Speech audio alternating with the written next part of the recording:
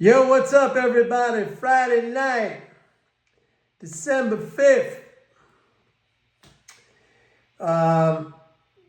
Folks, you ever have anxiety? Well, of course, everybody from time to time gets anxiety. When you have anxiety, what do? I go to the gym. I went boxing. Some people drink. Some people, I don't know what. But exercise is a great antidote to anxiety. I mean, I don't know what was going on, but I could feel the cortisol building up in my body earlier today. And I went, sparred a couple of rounds, and I feel a lot better now. So just remember that. I'm sure a lot of you have your own remedies for anxiety. Sometimes, some people just suffer through it. And that's no good because that's a lot of bad stuff happening in your body. The release of cortisol, that raises your blood pressure. A lot of, that's like a stress hormone. A lot of illness comes from that. So try to do something positive when you're feeling anxiety. And exercise, like I said, is the best antidote for that. So let's talk about today. Markets closed higher. I'm cautious right here because leading flows have kind of plateaued for now. They're up about 28 billion over last year, which is good. Okay, I called that rebound, and that's good. But the uptrend has paused. Okay, it's kind of like a plateau. The year over year, running at about 20 to 28 billion up. The thing that's no good is the net government transfers. The update that I did today, net government transfers are now down 112 billion year over year. So, if you just look at that, we're running, we did 2 months of the fiscal year, a little bit over 2 months of the fiscal year. That's 1/6 of the year. If you extrapolate that out, 112 billion, that comes out to 600 billion subtraction. Okay, it's a number that I spoke about a few weeks ago. That's not insignificant. All right, that's 2% of GDP. So if GDP is growing at 4%, that's chopping it off to 2%, and that's without, like I always say, without any multipliers. The only thing we don't know, or we don't know at least on a daily basis, we get this information once a month, is the trade deficit, which basically that is the foreign sector net spending. And, we've had so far this year from the data that's available on the trade deficit, I did a calculation. I told you guys that's like 185 billion.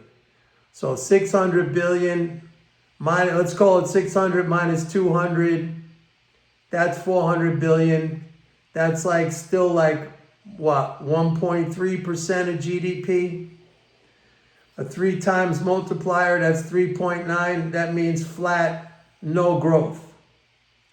So I think the stock market is a little bit overdone right here. We got a tax drain coming up on December 15th. I would like to see a pullback. By the way, sentiment, I talked about this yesterday.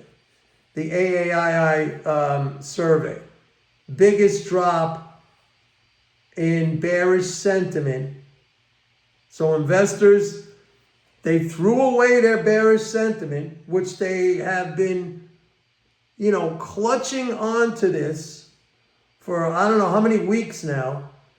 They threw away their bearish sentiment in a magnitude that we haven't seen, at least in a 1 week time frame.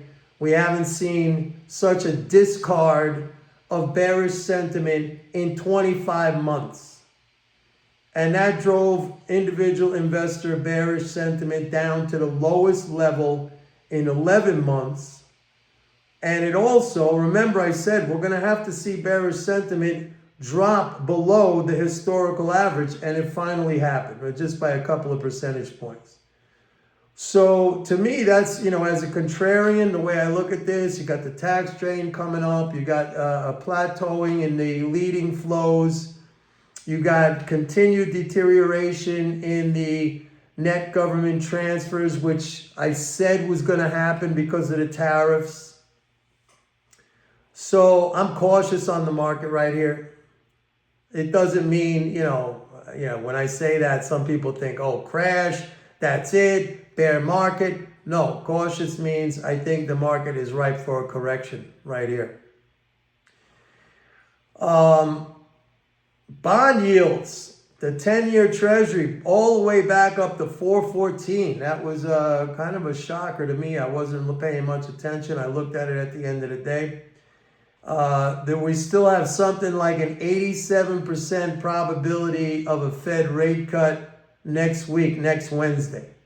That's based on where Fed fund futures are traded. 87% probability.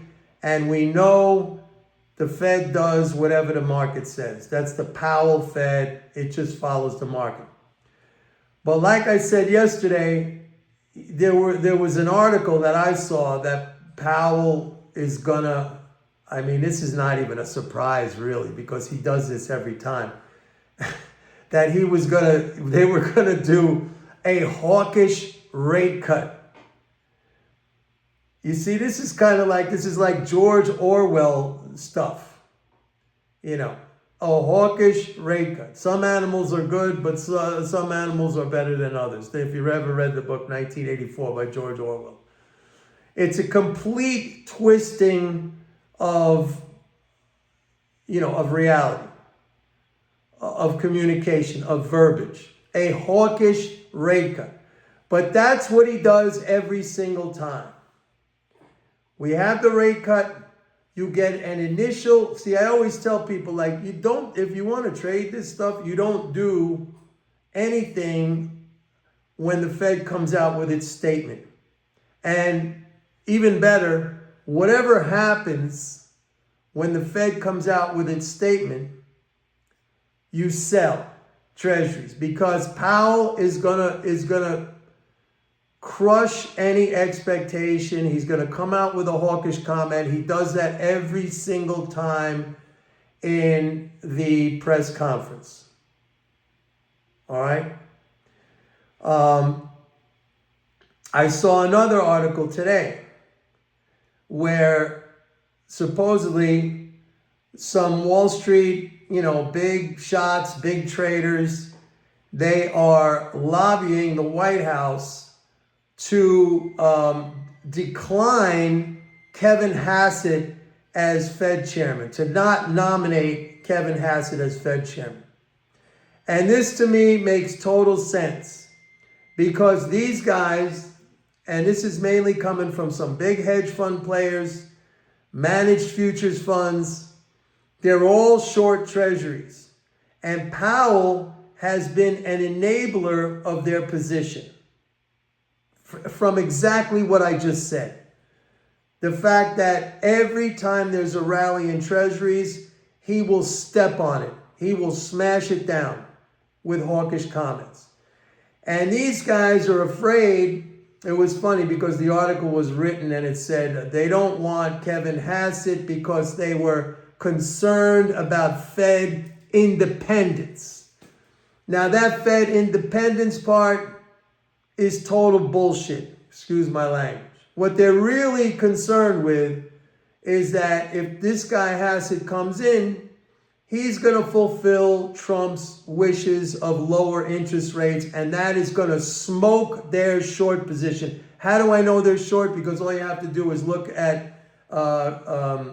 commitments of traders, the CFTC's commitments of traders data, and the large speculative funds, they're all, it's either a record. We don't have the updated data yet. It's been trickling in since the shutdown, but they've been short a record or a near record amount of 10-year futures contracts. So they don't want this guy, Kevin Hassett, to come in because he's going to do what Trump wants. He's going to continue to cut rates, and that is going to smoke their short position, whereas Powell, up until now, has been an enabler of them. And I said, I've been saying this for months. I said, like, Powell is setting himself up for a nice cushy job at one of these hedge funds after he's out. And he's playing their game, and he's enabling their short position. And that's why these guys are lobbying the White House right now and Trump to not nominate Kevin Hassett. Kevin Hassett is the White House chief economics advisor. So we'll see what happens. But you can see the game going on here. Like, we're at a 3.75 to 4 Fed funds rate, and the Fed's going to cut again. And this 10-year yield at 4.14. And even today we had the PCE, personal consumption expenditures, price deflator. That's supposedly, they always say, that's the Fed's favorite indicator. That came in even lower than forecast. So there was no indication in that of an acceleration in inflation. We had consumer sentiment coming in. That was the first upward reading since July, and that was based on consumers saying, you know, they're a little bit more optimistic on the inflation outlook. You know, we've had these labor, the ADP thing, down 34,000 jobs. So everything in the data aligns with, you know, what the Fed has been saying. At least they're, you know, you can't even believe what they're saying, but when they say it's data dependent, they're going to cut. But yet there's this hanging over the market is this pressure, I think mainly instigated or injected by Powell, all right, that they're going to keep, you know, they're not going to allow this rally to happen. But it's going to, you know, it has to happen because there's only so long they can fight the Fed. You know what I'm saying? Don't fight the Fed. They keep lowering interest rates. You're not going to be able to keep the 10-year at 4.14. Especially when economic factors are such that, you know, that plays into their monetary policy philosophy, like a slowdown in the economy, lower inflation, central banks cut rates on that combination of factors. So, I mean, like, it's an aberration right now. It's a gift. All right. I've been saying this, that every time Treasury prices dip, you buy it, and you got to be patient. You have to be patient because don't forget, you're not dealing here. What you're dealing with here, this is very important. Let me say this because a lot of people think this is like a supply-demand type of thing. No, you're dealing with a monopolist, which is the Fed. They are the rate-setting monopolist. So the Treasury market is not like an ordinary commodity market or something of that nature where basic economic factors of supply and demand determine the price. This is a market where you have a monopolist, a central bank that sets rates and also sets rate expectations through its language, through its communication. All right, this would be like, I don't know, OPEC. There could be like an abundance of oil, but OPEC is saying, we're going to cut production, we're going to raise our prices, and the market would respond to that, even though there is an abundance of oil, because they know, okay, OPEC's not a monopolist, but it's a cartel. A better example would be like a real monopolist. You go back to the days of John D. Rockefeller, Standard Oil. Now that company, Rockefeller, he literally set the global price of oil at the time when his company was dominant before it was broken up. It wouldn't matter what the supply-demand situation was. He would set the price. He's a monopolist. That's what monopolists have, that power, because they don't have any competitors. And they control the supply.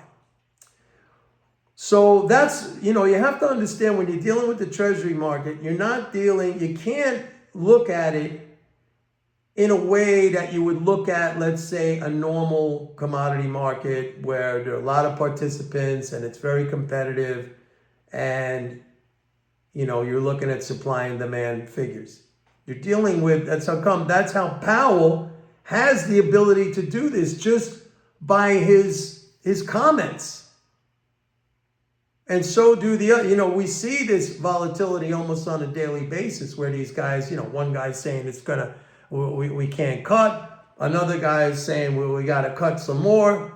So, and you see the fluctuations based on their comments because the Fed controls it.